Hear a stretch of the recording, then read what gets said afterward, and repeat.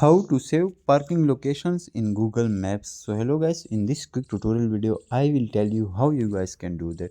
So it works on Android, iPhone or Samsung or any electronic device, mobile device.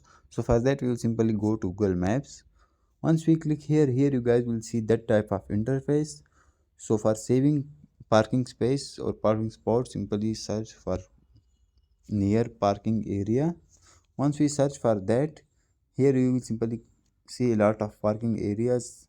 So I will simply click on the nearest one. Once we click on that, I will simply click on that P. Here you guys will see direction, start, save. So simply click on save.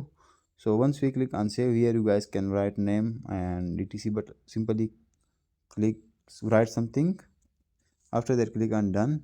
Now click again on done, and that's it. Our parking will be saved to our Google Maps. So that's how you guys can do that.